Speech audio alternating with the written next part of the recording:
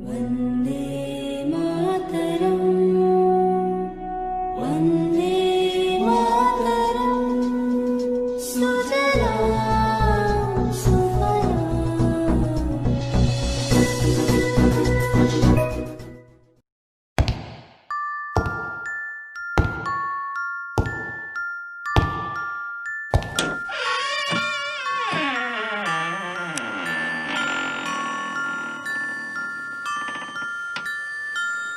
শনিবারের বারবেলায় আপনাকে স্বাগত।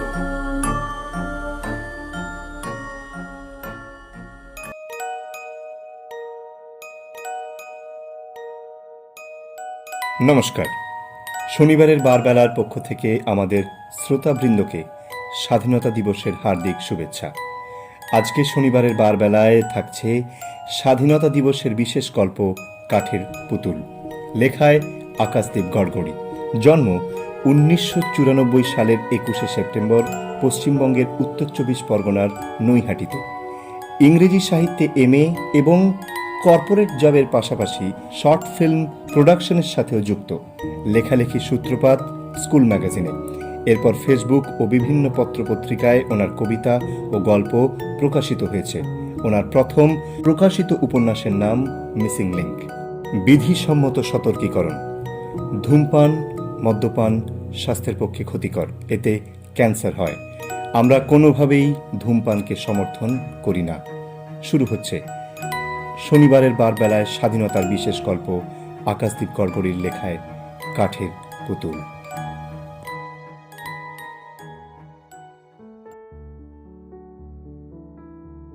স্কুল থেকে বেরিয়ে রাসেল স্ট্রিটের দ্য ভিক্টর এক্সচেঞ্জ অকশন হাউসটাতে পৌঁছতে অনেকটা দেরি হয়ে গেল চন্দন বটব্যালের। প্রতি শনিবার করে এই অকশন হাউস থেকে একটা সাপ্তাহিক নিলামের আয়োজন করা হয়। হাতে কিছু টাকা পয়সা জমলেই দক্ষিণ কলকাতার একটা প্রাইমারি স্কুলের ইতিহাস শিক্ষক চন্দনবাবু এই নিলাম হাউস থেকে এটা সেটা কিনে নিয়ে গিয়ে নিজের ঘর সাজান। এটা তাঁর অনেক দিনের বাতিক। প্রপিতামহ সূত্রে পাওয়া পার্ক স্ট্রিটের সিমেট্রির থেকে বেশ কিছুটা দূরে একটা মস্ত পুরনো বাড়িতে চন্দনবাবু একাই থাকেন। বাবা মা মারা যাওয়ার পর চন্দনবাবু তার বিষয়ের পড়াশুনো নিয়ে নিজেকে এতটাই ব্যস্ততার মধ্যে গুছিয়ে নিয়েছিলেন যে বয়সের হাতছানিকে খানিক আর চোখে অগ্রাহ্য করেই আর বিয়ে করে ওঠাটা হয়নি। মাসের শেষে নিজের চালানোর মতো অবস্থাটুকু সামলে যে কটা টাকা বাঁচে, দ্য ভিক্টর এক্সচেঞ্জের শনিবারের নিলামগুলিতে তিনি এসে হাজির হন এখানে। তারপর পছন্দ মতো জিনিস কিনে নিয়ে গিয়ে ঘর সাজান। চারপাশে এই সব ইতিহাসের প্রাচীন গন্ধ জড়ানো পুরনো জিনিসগুলোর মাঝখানে নিঃশ্বাস নিয়ে মনে মনে এক অদ্ভুত তৃপ্তি অনুভব করেন চন্দনবাবু। বেলজিয়াম কাঁচের দরজাটা ঠেলে ভিতরে ঢুকে চন্দনবাবু দেখলেন আজ সেরকম একটা ভিড় নেই দোকানে। চন্দনবাবুর মনটা বেশ খুশি হয়ে উঠল। যাক, আজ একটু ফাঁকায় ফাঁকায় জিনিসগুলো ভালো করে দেখা যাবে।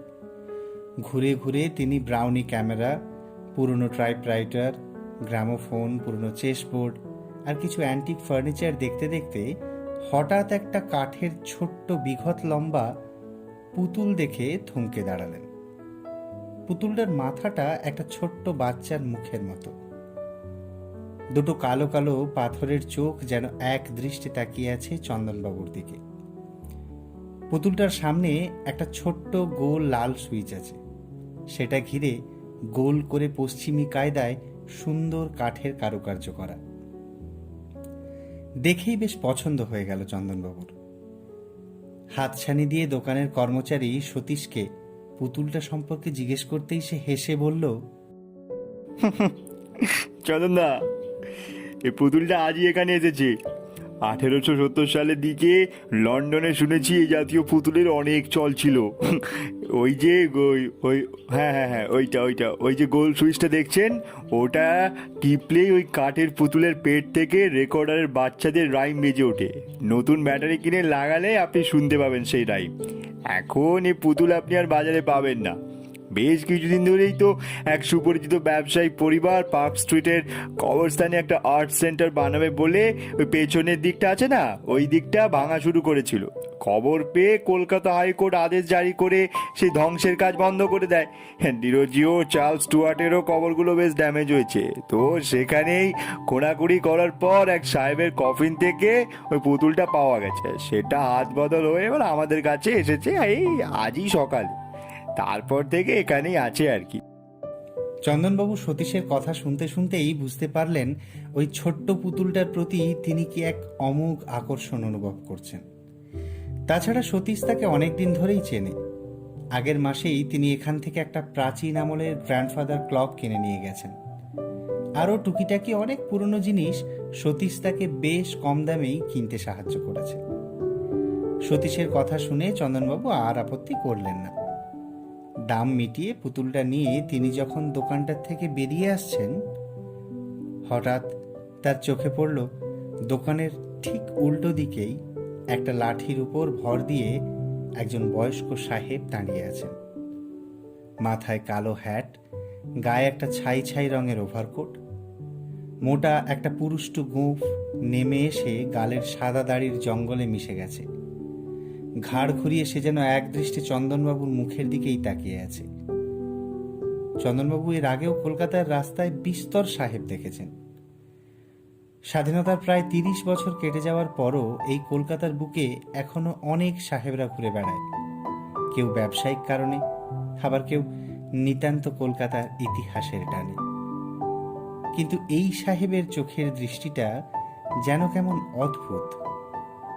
পাথরের মতো চোখ দুটোকে দেখলেই যেন বুকের ভেতরটা ছ্যাদ করে ওঠে। চন্দনবাবু সাহেবকে অগ্রাহ্য করে গুনগুন করে মনে মনে একটা সুর ভাঁজতে ভাঁজতে রাসেল স্ট্রিট থেকে বাড়ি ফেরার পথ ধরলেন। কলকাতার বুকে তখন সন্ধ্যা নামছে ধীরে ধীরে। চন্দনবাবু কাঁধে ঝোলানো ব্যাগটা শক্ত করে ধরে বেশ জোরেই পা চালালেন। কাল সকাল সকাল আবার স্কুলে স্বাধীনতা দিবস পালন করতে যেতে হবে। আজ রাতের মধ্যেই তাকে কাল মাইকে এই বিশেষ দিনের গুরুত্ব নিয়ে কি কি বলার আছে তা ভালো করে গুছিয়ে লিখে নিতে হবে। মনে মনে সেই কথাই ভাবছিলেন চন্দনবাবু।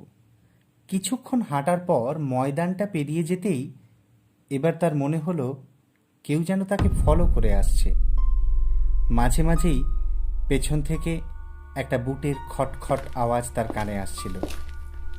বেশ কিছুক্ষণ ধরেই কথাটা মাথায় ঘুরছিল চন্দনবাবু। দুবার মাথা ঘুরিয়েও পেছন ফিরে তাকিয়ে কিছু দেখতে পাননি তিনি। এইবার তিনি থমকে দাঁড়ালেন, আর বাঁ দিকে মাথাটা ঘোরাতেই চন্দনবাবু প্রচণ্ড চমকে উঠলেন। হাত তিনেক দূরে দাঁড়িয়ে তার দিকে সেই একই রকম পাথরের মতো ঠান্ডা চোখে তাকিয়ে আছে কিছুক্ষণ আগের অকশন হাউসের বাইরে দেখা সেই সাহেব। চন্দনবাবু এবার সতর্ক হলেন। চারিদিকটা তখন বেশ অন্ধকার করেই এসেছে। রাস্তার আশেপাশে খুব একটা লোকজনের চলাফেরা তার নজরে পড়েনি। এই সাহেব যে কি মতলবে তাকে ফলো করছে কে জানে। ব্যাগটা শক্ত করে ধরে আরো দ্রুত পায়ে জায়গাটা পেরিয়ে যেতে চাইলেন চন্দনবাবু। কিন্তু এক পা সামনে এগোতেই পেছন থেকে একটা গমগমে গলায়, Excuse me, Mr. Chandan Butterbell. I have something to tell you. শুনে পা আটকে গেল চন্দনবাবুর। এই অদ্ভুত লোকটা তার নাম জানলো কি করে? চন্দনবাবু ঘুরে দাঁড়িয়ে সন্দিগ্ধ গলায় প্রশ্ন করলেন, do I know you sir? সাহেবটি এবার মুচকি হেসে সামনে এগিয়ে এসে ঝরঝরে বাংলায় বললেন, আপনার গ্র্যান্ডফাদার আমার পরিচিত ছিল মিস্টার বাটারবেল। আপনি আমাকে চিনবেন না। I am William Boylestone. আসলে দ্য ফ্যাক্ট ইজ, আপনার ব্যাগে যে জিনিসটা আছে সেটা আমার। The boy in the shop told me that you have purchase the toy. তাই আমি আমার জিনিসটা ফেরত নেওয়ার জন্য অনেকক্ষণ থেকে আপনার পিছু নিয়েছি। চন্দনবাবু বয়েলস্টোন সাহেবের গলায় এমন সুন্দর বাংলা বলার ধরনে যতটা অবাক হয়েছিলেন, তার কথা শুনে ঠিক ততটাই বিরক্ত হলেন। লোকটা বলে কি? এই একটু আগেই কড়কড়ে 2000 টাকা দিয়ে কাঠের পুতুলটা নিজে পছন্দ করে কিনেছেন চন্দনবাবু, আর এটা এখন বয়েলস্টোন সাহেবের হয়ে গেল। লোকটা পাগল না মিচকে শয়তান? চন্দনবাবু এবার বেশ ঠান্ডা গলায় বললেন, আপনার কোথাও একটা ভুল হচ্ছে স্যার। আমি আজ অকশন থেকে কোনো পুতুলই কিনিনি। দোকানের ছেলেটি হয়তো আপনাকে ভুল লোকের নাম বলেছে। Excuse me. কথাটা বলেই চন্দনবাবু পাশ কাটিয়ে চলে আসতে যাবেন, ঠিক তখনই বয়েলস্টোন সাহেব আকাশ ফাটিয়ে একটা অট্ট হাসি করে চন্দনবাবুর দিকে তাকিয়ে গম্ভীর গলায় বললেন, আপনার কাছে যে পুতুলটা আছে সেটা আমার। ওটা আমার ছেলের কাছে পৌঁছে দেওয়াটা খুব প্রয়োজন। It will be easy for you if I tell you the actual fact behind it. আপনি তাহলেই বুঝে যাবেন যে জিনিসটা আপনার কাছে থাকাটা উচিত নয়।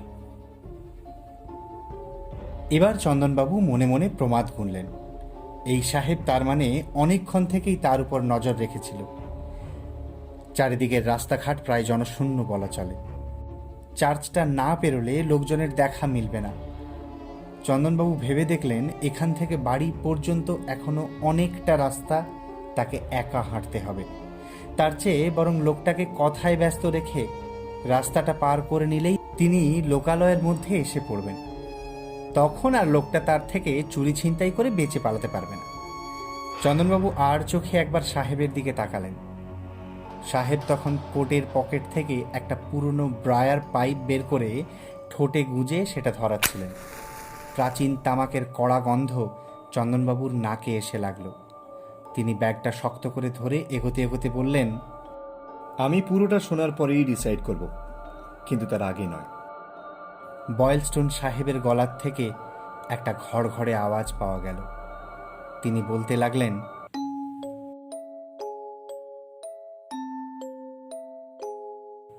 I was born and brought up in London. কিন্তু জীবনের অনেকটা সময় আমাকে এই ক্যালকাটার বুকেও কাটাতে হয়েছে, তাই বাংলাটাও আমাকে শিখিয়ে নিতে হয়। হেলবোর্ন তখন লন্ডনের সব থেকে বড় নাচঘর। এর গায়ে লাগোয়া রেস্তোরাঁতে আমি ভিন্টেজ রাইসবার্গ 4 সেন্টে আর ভিন্টেজ রোমানি 8 সেন্টে সাপ্লাই করতাম। মাঝে মাঝে সেখানে ফ্রিতে হাই ক্লাস ইনস্ট্রুমেন্টাল মিউজিক শুনতে যেতাম। বাড়িতে অসুস্থ মায়ের আর আমাদের 1 বছরের ছেলে আর্থারের যত্ন নিত আমার স্ত্রী এলিজা। সব ঠিকঠাকই চলছিল। হঠাৎ একদিন ঘটল অঘটন। দিনটা ছিল 1878 সেপ্টেম্বর। সেদিন আমি আর্থারের সঙ্গে বাড়িতেই ছিলাম। এলিজা গিয়েছিল মাকে ডাক্তারের কাছে নিয়ে। তখন ইংল্যান্ড জুড়ে কোনো নিকাশি ব্যবস্থা ছিল না। লন্ডন থেকে ছোট ছোট কিছু নালা গিয়ে টেমস নদীতে পড়ত। গোটা টেমস তখন বদ্ধ ডোবার মতো ঘন মল আর দুর্গন্ধে পরিপূর্ণ। The Times called the Great Sink। 1867-এর কলেরাতে আমি আমার বাবাকে হারিয়েছিলাম। তখনকার সময়ের নাম করা জহুরি ছিলেন উনি। সেই সময় ছড়িয়ে পড়া রোগে গোটা লন্ডন তোলপাড়। কলেরা, ডিপথেরিয়া, টাইফয়েড, স্কারলেট ফিভারে তখন মারা যেতে বসেছে প্রায় 10,000-এরও বেশি শিশু। বাইরে তখন লু বইছে, কোনো বৃষ্টি নেই। জন স্নেউ নামের এক ইঞ্জিনিয়ার তখন আন্ডারগ্রাউন্ড নিকাশি ব্যবস্থা চালু করতে চাইলেন পার্লামেন্ট বন্ধ করে দেওয়ার পর। এলিজা আর মা তখন টেমস নদীতে এক প্লেজার বোটে করে ফিরছিল। উল্টো দিক থেকে আসা এক জাহাজের ধাক্কায় এলিজাদের প্রিন্সেস অ্যালাইস চলে আসে এক বিশাল পাইপের তলায়, যা দিয়ে দিনের সব গার্বেজ ক্লিন হচ্ছিল। 5 মিনিটও সময় লাগেনি সেটা ডুবতে। ওই নোংরা জল আর গার্বেজের চোরাবালিতে ডুবে গেল 800-এরও বেশি প্যাসেঞ্জার। তার মধ্যে এলিজা আর আমার মাও ছিল। অনেকদিন পর্যন্ত টেমসের জলেই ফুলে ওঠা ডেড বডিগুলো ভেসে বেড়াতো।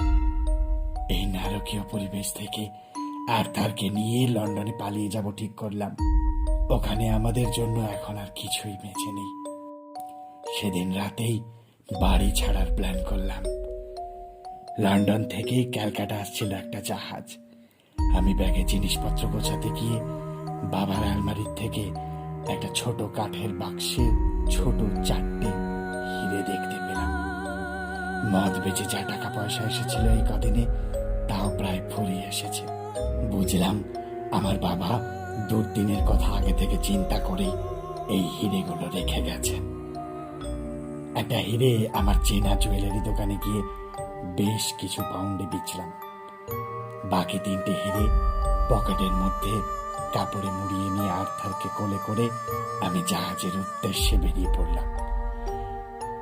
গৃহহীন মানুষের সংখ্যা তখন চারিদিকে হু হু করে বেড়ে চলেছে। দারিদ্র্যের সঙ্গে পাল্লা দিয়ে বাড়ছিল খুন, ধর্ষণ, রাহাজানি।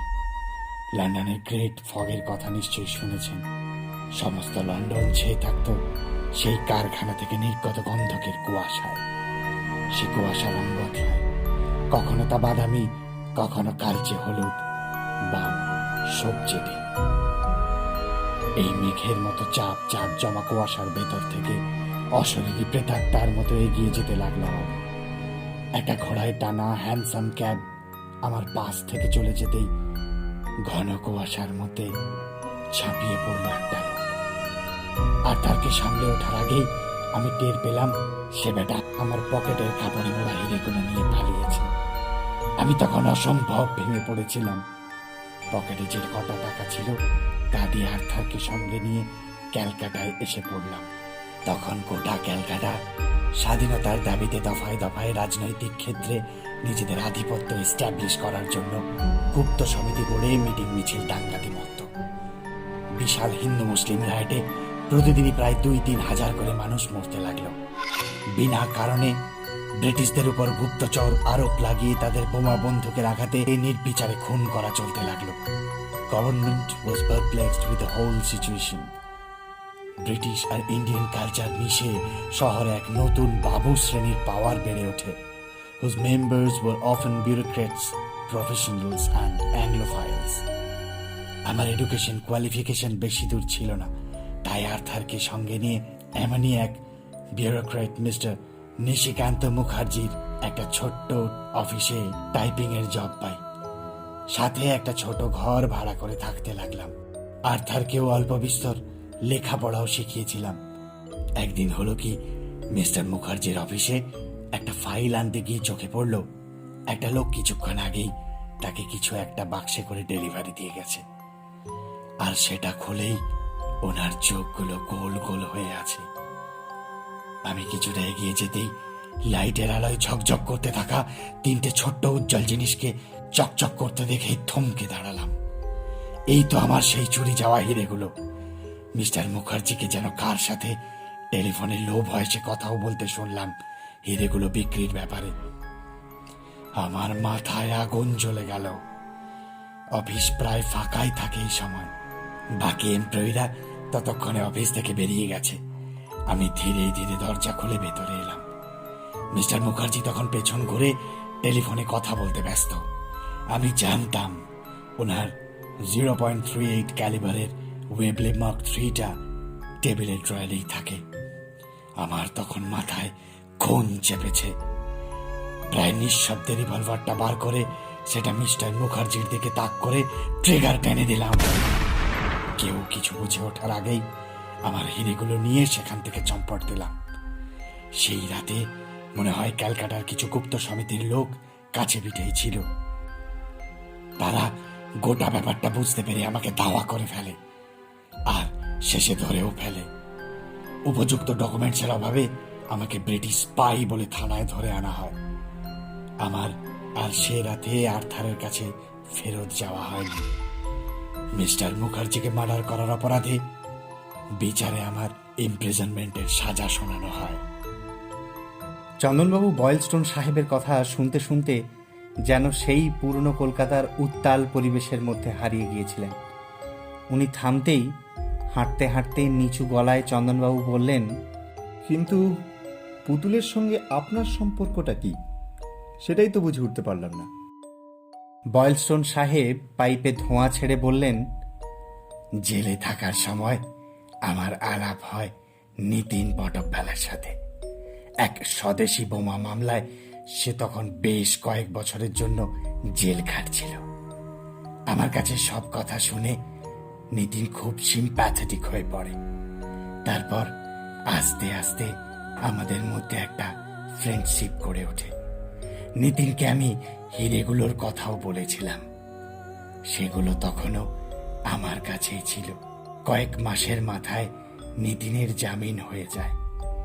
সে আমাকে কথা দেয় যে আমার হিরেগুলো আর্থারের কাছে ফিরিয়ে দেবে, আর তার খোঁজ খবর আমাকে এনে দেবে, আর যত তাড়াতাড়ি সম্ভব সে আমার জামিনের ব্যবস্থা করবে। আমিও তাকে বিশ্বাস করেছিলাম। কনস্টেবলকে হাত করে তার লিটল চাইল্ডের লন্ডন থেকে আনা একটা পুতুল আমি জেলের ভিতর পাচার করে আনি। তারপর সেটার মধ্যে হিরেগুলো লুকিয়ে আমার ক্যালকাটা রেসিডেন্সের ঠিকানাটা লিখে নিতিনকে দিই। কিন্তু সে আমার সাথে বিশ্বাসঘাতকতা করেছিল। একটার পর একটা দিন কেটে গেল, নিতিন আর ফিরল না। আমার জামিন করাতে কেউ আসলো না। আমি জেলের অন্ধকারেই পচতে থাকলাম। এতটা শুনেই চন্দনবাবুর মাথাটা গরম হয়ে ওঠে। স্বাধীনতা সংগ্রামী হিসেবে পরিচিত তার ঠাকুরদার বিপক্ষে এমন অপবাদ শুনে চন্দনবাবু বিরক্ত হয়ে ওঠেন। এই সাহেব যে বদ্ধ উন্মাদ তা এতক্ষণে বুঝতে পেরে গেছেন তিনি। মাথা ঘুরিয়ে দেখলেন তারা কথা বলতে বলতে সেন্ট পল ক্যাথেড্রাল চার্চটার একদম সামনাসামনি চলে এসেছেন। দূর থেকে একটা রিক্সা এগিয়ে আসছে দেখতে পেলেন। চন্দনবাবু বুঝলেন এই সুযোগ। তিনি একটা হাঁক দিতেই রিক্সাওয়ালাটা তার দিকে এগিয়ে এলো। চন্দনবাবু ঘাড় ঘুরিয়ে দেখলেন রিক্সাওয়ালাকে ডাকার মাঝেই সেই বয়েলস্টোন সাহেব কোথায় যেন কেটে পড়েছেন। তিনি চারপাশে তাকিয়ে অন্ধকারে সাহেবের কোনো চিহ্নই খুঁজে পেলেন না। উইলিয়াম বয়েলস্টোন যেন হাওয়ায় মিলিয়ে গেছেন।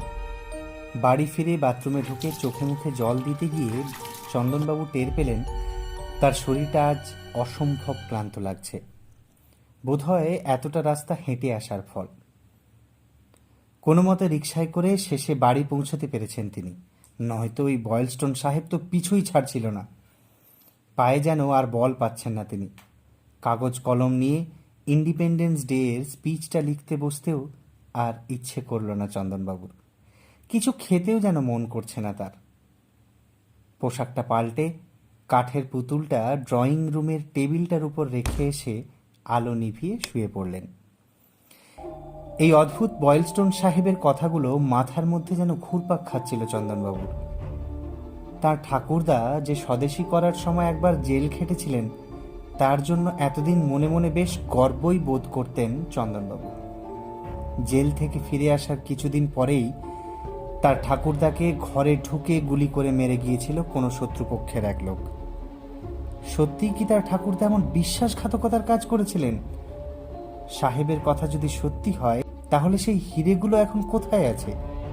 তার বাবাও তো তাকে কোনোদিন এই ব্যাপারে কিছু বলেননি। হঠাৎ একটা মিষ্টি সুর শুনে চন্দনবাবুর ঘুমটা ভেঙে গেল। পুরনো কথা ভাবতে ভাবতে কখন যেন তিনি ঘুমিয়ে পড়েছিলেন। রাত তখন কত কে জানে। চারপাশের ঝিঝি পোকার ডাক ছাপিয়ে শব্দটা আসছে ড্রয়িং রুমের দিক থেকে। ভালো করে কান পাতলেন তিনি।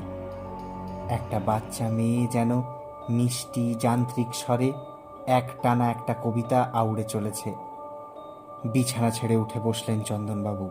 চোখে চশমাটা এঁটে দুরু দুরু বুকে পা টিপে টিপে ড্রয়িং রুমের দিকে এগিয়ে গেলেন তিনি। পুতুলটা তখনও একটানা একটা ইংরেজি রাইম আউড়ে চলেছে। সতীশ যে বলেছিল এটায় নতুন ব্যাটারি লাগাতে হবে, তাহলে এটা বাজছে কি করে? Ladybird, fly away home. Your house is on fire and children all gone. চন্দনবাবু ভয়ার্ত চোখে টেবিলটার দিকে তাকিয়ে দেখলেন কাঠের পুতুলটার পাথরের কালো চোখগুলো এখন আর কালো নেই, সে দুটো টকটকে লাল। একটানা সে যান্ত্রিক স্বরে রাইমটা গিয়ে চলেছে।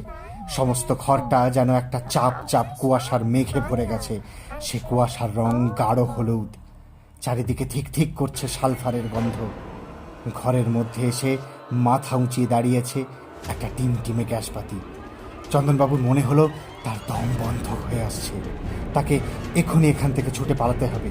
কিন্তু পালাতে গিয়ে বুঝলেন তার পা দুটো কেউ যেন শক্ত করে পেরেক দিয়ে মাটিতে আটকে দিয়েছে। তার নড়বার এতটুকুও শক্তি নেই। এইবারে সালফারের গন্ধ ছাপিয়ে চন্দনবাবুর নাকে ধাক্কা মারল আরেকটা গন্ধ। এই গন্ধ আজ সন্ধেতেই তিনি পেয়েছেন বয়েলস্টোন সাহেবের তামাক থেকে। চন্দনবাবুর মাথাটা যেন চিনচিন করে ব্যথা করছে, চোখ দুটো ভীষণভাবে জ্বলছে। পুতুলটার কবিতা ততক্ষণে থেমে গেছে। অর্ধন্মিলিত চোখে চন্দনবাবু দেখলেন কুয়াশার হলদে আস্তরণ ফুঁড়ে তার মুখোমুখি এসে দাঁড়িয়েছে একটা ওভারকোট আর হ্যাট পরা ছায়া শরীর। ঠোঁটে ধরা পাইপটার থেকে এখন কেমন একটা গা বমি করা মাংস পচা গন্ধ বের হচ্ছে। বয়েলস্টোন সাহেব সমস্ত ঘর কাঁপিয়ে একটা অট্টহাস্য করে খ্যানখ্যানে গলায় বললেন,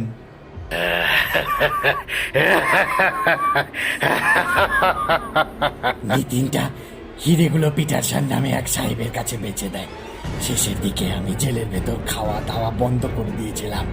জেলে থাকতে থাকতেই শুনতাম বাইরের রাজনীতি বদলাচ্ছে। 1947 15th August, ইন্ডিয়া গট আর ফ্রিডম। আমি ওই শেলের অন্ধকারে বসতে বসতে সেদিন রাতেই মরে গেলাম। আমার লাশটা ওরা ভাসিয়ে দিয়েছিল গঙ্গায়। স্কাউন্ড্রেল নিতিনটাকে সেদিন রাতেই নিজের ঘরে ঢুকে গুলি করে মারি। পিটারসনের কাছেই পুতুলটা ছিল। এদিকে আমার মৃত্যুর অনেক দিন আগেই নাকি হার্ট অ্যাটাকে পিটারসন মরে গিয়েছিল।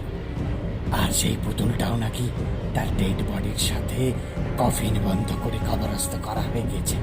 আমার হিরেগুলো আবার হাতছাড়া হয়ে গেল। আমার আর্থারের অবস্থা ভালো নয়। আমার একমাত্র গ্র্যান্ড ডটার সে নিড সেলফ। আর্থারের কাছে চিকিৎসা করার মতো টাকা নেই। 30টা বছর ধরে তোরা স্বাধীনতা পালন করে এলি, আর আমি আটকে থেকে গেলাম ওই হিরেগুলোর মধ্যে, এই পুতুলটার মধ্যে। টানা 30টা বছর ধরে আমি মুক্তি পাইনি। পার্ক স্ট্রিটের কবরস্থান খুঁড়ে এত বছর পর ওই পুতুলটা উঠে এসেছে। এখন এটা আমার। ওটা আমাকে দিয়ে দে। বলেই বয়েলস্টোন সাহেবের ছায়া শরীরটা আবার অট্টহাস্যি করে উঠল। চন্দনবাবুর ভেতরে তখন কি যেন একটা অশুভ শক্তি ভর করেছে। তার চোখ দুটো তখন টকটকে লাল। তিনি সেই লাল চোখে সাহেবের পাথরের মতো ঠান্ডা চোখের দিকে তাকিয়ে টলতে টলতে টেবিলের কাছে এসে পুতুলটা এক ঝটকায় টেবিল থেকে তুলে বুকে চেপে ধরে উন্মাদের মতো ঘর ঘরে গলায় বললেন, না, এ পুতুল আমি কাউকে দেব না। এ পুতুল আমার, এ পুতুল আমার। বয়েলস্টোন সাহেব যেন এই অবস্থার জন্য কোনোভাবেই তৈরি ছিলেন না। মুহূর্তে তার চোখের ভাষা বদলে গেল। চোখ দুটো দিয়ে যেন গনগনে আগুন ঠিকরে বেরোচ্ছে তার। ওভারকোটের পকেট থেকে একটা রিভলভার বার করে চন্দনবাবুর দিকে তাক করে বরফের মতো ঠান্ডা স্বরে তিনি বললেন, এই পুতুল যাদের কাছে গেছে তারা কেউই ওই হীরের অভিশাপ থেকে বাঁচতে পারেনি। সবাইকে একে একে মরতে হয়েছে। Give it to me or you die, or you die. চন্দনবাবু কাঁপা কাঁপা শরীরে দেখলেন বয়েলস্টোন সাহেবের আঙুল চেপে বসেছে 0.38 বোরের ওয়েবলি মার্ক 3 রিভলভারের ট্রিগারে। পুতুলটা বুকে চেপে ধরে চোখ বুঝলেন চন্দনবাবু। আর ঠিক তখনই চারপাশের পরিবেশ কাঁপিয়ে দুম করে গর্জন করে উঠলেন বয়েলস্টোন সাহেবের বন্ধু। চোখ খুলে হুড়মুড়িয়ে বিছানায় উঠে বসলেন চন্দনবাবু। তার সমস্ত শরীর তখন ঘামে ভিজে জবজব করছে। উফ, কি ভয়ঙ্কর দুঃস্বপ্ন দেখছিলেন তিনি। তার বুকটা হাপড়ের মতো জোরে জোরে ওঠানামা করছে তখনও। বাইরে তখন ধীরে ধীরে ভোরের আলো ফুটছে। চোখ ঘুরিয়ে হাতের দিকে তাকাতেই চন্দনবাবুর শির দ্বারা বেয়ে একটা শীতল স্রোত বয়ে গেল। তার হাতের ফাঁকে বুকের উপর শক্ত করে ধরা রয়েছে কালকে অকশন থেকে কেনা সেই কাঠের পুতুলটা। কি মনে হতেই বিছানা থেকে নেমেই পুতুলটা ভালো করে একবার উল্টে পাল্টে দেখলেন চন্দনবাবু। পুতুলটার পায়ের কাছে একটা চৌকো উঁচু মতো স্ক্রু দিয়ে আটা প্যাসেজ চোখে পড়ল তার। টেবিলের ড্রয়ারে একটা ছোট্ট স্ক্রুড্রাইভার রাখা ছিল। সেটা বার করে পুতুলটা উল্টো করে রেখে কয়েকটা শক্ত হাতে মোচড় মারতেই পুরনো স্ক্রু খুলে প্যাসেজটা ঠক করে টেবিলে এসে পড়ল। পুতুলটা চোখের সামনে আনতেই ছোট্ট গর্তটার ভেতরে একটা হলদে হয়ে আসা ভাঁজ করা কাগজের টুকরো আর একটা লাল কাপড় চোখে পড়ল চন্দনবাবুর। কাগজটা সাবধানে খুলে দেখলেন সেখানে এই কলকাতারই একটা জায়গার নাম ঠিকানা টানা টানা ইংরেজি হস্তাক্ষরে লেখা। সেটা সরিয়ে লাল কাপড়ের টুকরোটার দিকে চোখ দিলেন তিনি। এই ধরনের কাপড়ের টুকরো সাধারণত প্রাচীন ভিক্টোরীয় যুগের শেষের দিকের ইংরেজ মহিলারা ব্যবহার করতেন। কাপড়টা খুলতে খুলতেই সেটার কোণার দিকে একটা ইনিশিয়াল দেখতে পেলেন তিনি, সুতোয় সেলাই করা EB। চন্দনবাবু আপন মনেই বিড়বিড় করে বললেন, এলিজা বয়েলস্টোন। ভাঁজ খুলতেই বিস্ময়ে হতবাক হয়ে গেলেন চন্দনবাবু। জানালা দিয়ে আসা সূর্যের আলোয় ছোট্ট কাপড়ের টুকরোটার উপর রাখা চকচকে মসৃণ খণ্ড তিনটে জলজল করে উঠল। আজ সকাল সকালই কলকাতার সমস্ত রাস্তা ছেয়ে গেছে কাগজ সুতোর তিরঙ্গার রঙিন শামিয়ানায়। পাড়ায় পাড়ায় আর রাস্তার পাশের চায়ের দোকানগুলোতে রেডিওতে একটার পর একটা দেশাত্মবোধক গান ভেসে আসছে। কতগুলো বাচ্চা ছেলে মেয়ে হাতে কাগজের রঙিন পতাকা নিয়ে রাস্তায় রাস্তায় ছুটে বেড়াচ্ছে। হলুদ হয়ে আসা কাগজটায় ঠিকানা মিলিয়ে পুতুলটা হাতে নিয়ে একটা পুরনো প্রায় ভেঙে পড়া রং ওঠা বাড়ির সামনে এসে দাঁড়ালেন চন্দনবাবু। যেহেতু ঠিকানাটা লেখা হয়েছিল প্রায় 30 বছরের আগে, তাই সেটার পথনির্দেশ মেনে এই বাড়িটা খুঁজে বার করতে একটু অসুবিধাই হচ্ছিল। বাড়ির লাগোয়া বাইরের দেওয়ালে একটা বেশ পুরানো পোস্ট বক্স চলছে। তার পাশে মাকড়সার জালে ঢাকা নেমপ্লেটটায় চোখ রেখেই একটা স্বস্তির নিঃশ্বাস ফেললেন চন্দনবাবু। আর্থার বয়েলস্টোন। পুতুলটা বাঁ হাতে নিয়ে কলিং বেল বাজালেন তিনি। কিছুক্ষণ পর দরজা খুলল এক বছর সাতেকের বাচ্চা মেয়ে। পরনে একটা পুরনো ফ্রক, গায়ের রং ফর্সা, এক মাথা ব্রাউন চুল কাঁধ পর্যন্ত নেমে এসেছে। মেয়েটার নাকের নিচে একটা ছোট্ট সাদা ডাক্তারি নল, কানের পাশ দিয়ে গোঁজা। মেয়েটার চোখগুলো খুব চেনা চেনা, কোথায় যেন দেখেছেন চন্দনবাবু। বাচ্চা মেয়েটা কিছুক্ষণ তার দিকে তাকিয়ে রিনরিনে গলায় বলল, কাকে চাই? চন্দনবাবু একটু হেসে বললেন, আর্থার সাহেব আছেন? ওনার সাথে একটু দরকার ছিল। বাচ্চা মেয়েটা কাচুমাচু মুখে বলল, বাবা তো নেই, কাজে বেরিয়েছে, রাতে ফিরবে। এইটুকু বলতে বলতেই যেন হাঁপিয়ে গেল মেয়েটা। চন্দনবাবুর মনটা হঠাৎ খারাপ হয়ে গেল। এতটুকু মেয়ে কি দুরারোগ্য ব্যাধিতে ভুগছে কে জানে। একটুক্ষণ চুপ করে কিছু ভাবলেন তিনি। তারপর কাঠের পুতুলটা মেয়েটার দিকে এগিয়ে দিয়ে বললেন, এই নাও, এটা তোমার বাবা ফিরলে দেবে, কেমন? বলবে বয়েলস্টোন দাদু তোমার চিকিৎসার জন্য এই ম্যাজিক পুতুল পাঠিয়েছেন, মনে থাকবে। মেয়েটা চকচকে চোখে পুতুলটা নিয়ে হাসি হাসি মুখে সেটার দিকে তাকিয়ে মাথা নাড়ল। চন্দনবাবু মেয়েটার মাথার চুলটা একটু ঘেঁটে দিয়ে বললেন, what is your name little Angel?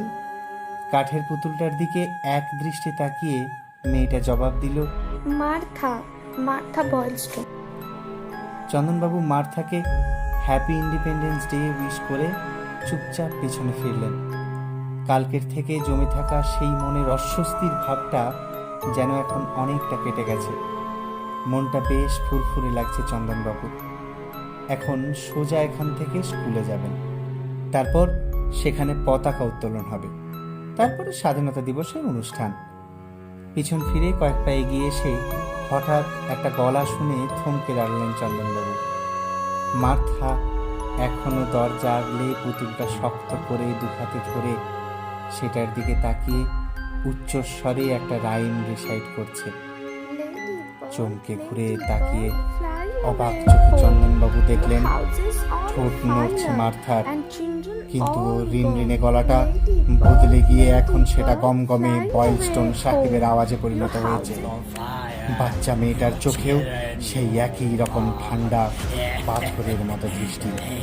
টেনে টেনে গমগমে গলায় এক টানা সে বারবার উচ্চারণ করে চলেছে কালকে রাতে শোনা সেই নার্সারি লাইনটা।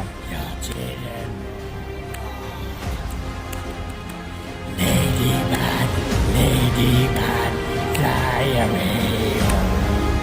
Your house is on fire. Your children are Ladybird, Ladybird.